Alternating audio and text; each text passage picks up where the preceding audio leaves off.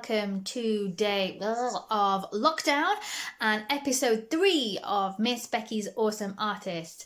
A chance for me to share with you an artist that I think is awesome, with the hopes that by the end of the video, you're going to think they're awesome as well.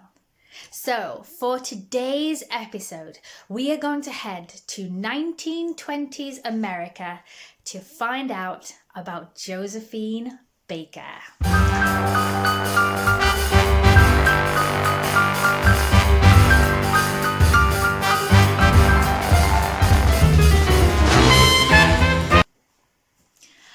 Josephine Baker was an entertainer, civil rights activist, and resistance agent. Now, she became a French citizen, but she was born in St. Louis in Missouri in 1906. She had a tough childhood. At the age of 8, she was working as domestic help for white families in St. Louis, and by 12, she dropped out of school. She became a waitress, but then joined a vaudeville troupe touring the United States, performing up to 4 times a day. And by the age of 15, she was headed to New York City. Even though in New York she was part of the chorus line, it's where Baker really developed her flair for comedic performance and began to stand out.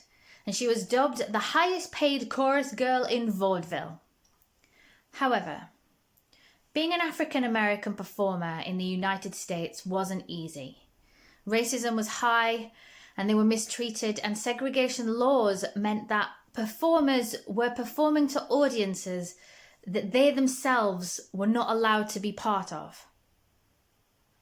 So when she was given the chance at 19 to travel to Paris to perform, even though it was a daunting idea, she felt the fear and did it anyway.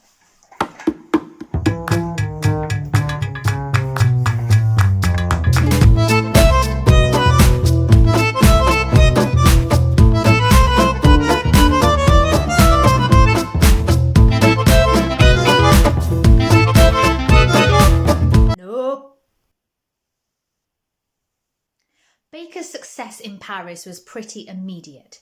Beginning with Le Revue Negre, she wowed audiences in a duet called The Danse Sauvage. But it's when she began performing at the Folies Bergère with her now infamous banana dance that her career really began to take off. In fact, she would often perform on stage with her pet cheetah, Chiquita, who quite often escaped and terrorized musicians in the orchestra pit. As well as dancing, she also worked on her singing voice and appeared in 3 feature films, becoming the first African-American performer to star in a major motion picture. She was adored by the public and performers alike and became the toast of café society. And within the country of France, she found a home and a place of acceptance. And despite her success in France, when she returned to America to perform in Ziegfeld Follies on Broadway, not only did she receive negative reviews, but she was then replaced by Gypsy Rose Lee. Devastated, she returned to France and shortly after decided to become a French citizen. In 1939, in response to their invasion of Poland, France declared war with Germany. And Baker was recruited by the Deuxième Bureau, which was the French military intelligence, to gather information as an honourable correspondent.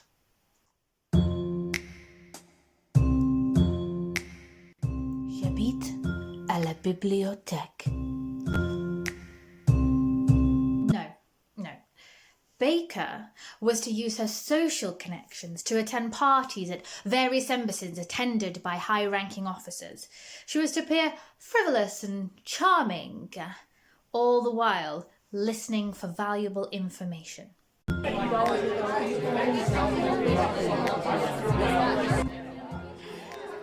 J'habite à la bibliothèque. She would also use the fact that she was an entertainer to travel across various locations across Europe without raising suspicion, carrying information for transmission to England. Now, she would do this by either carrying messages in invisible ink on her sheet music or pinning messages to the inside of her underwear.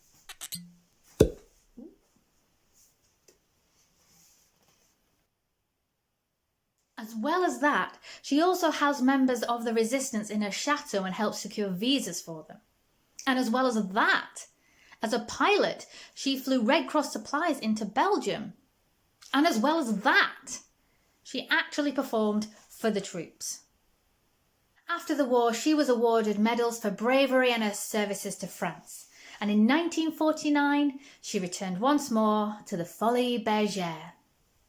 She was also invited back to America to perform at a club in Miami. But never performing to segregated audiences, she only accepted after a public battle that forced them to change their policy. This also followed a sold-out tour all over the country, and America was finally accepting Josephine Baker for the star she was. However, an incident at the Stork Club in New York was to change all this. Baker made charges of racism against the club, citing the fact that they refused to serve her. She also called out her former ally and gossip columnist Walter Winchell for not coming to her defence. Now, this was a scandal that made the papers, including Walter Winchell's articles. I'll just tell everyone she's a communist. The problem being that at this time, that was a very serious allegation. And that comment, well, they revoked her visa, forced her to cancel her bookings, and it was going to be another 10 years before she was allowed back in the US. It may also be worth noting that when she arrived in New York, she was refused service and reservations from 36 different hotels. With these and all of her experiences, Baker was an avid supporter of the civil rights movement in America, writing articles and giving talks when she was able to return. She was also the only official female speaker at the March on Washington with Reverend Martin Luther King Jr., where she said, "I have walked into the palaces of kings and queens and into the houses of presidents, and much more. But I could not walk into a hotel in America and get a cup of coffee, and that made me mad. And when I get mad, you know I open my big mouth. And then look out, because when Josephine opens her mouth, they hear it all over the world."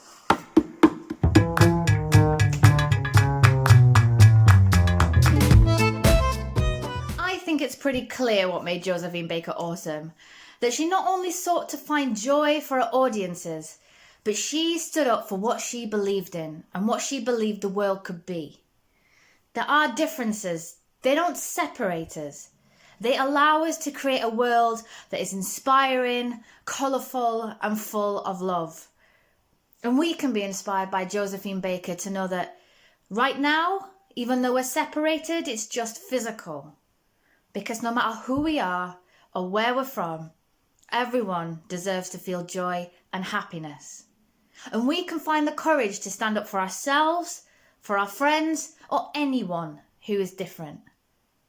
And if we get sad, we can be inspired by Josephine Baker to just put on some music and dance like the superstars that we are.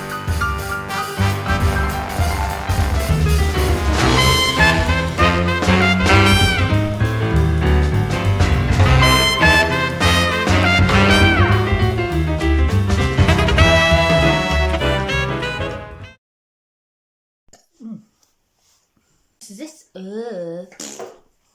a what?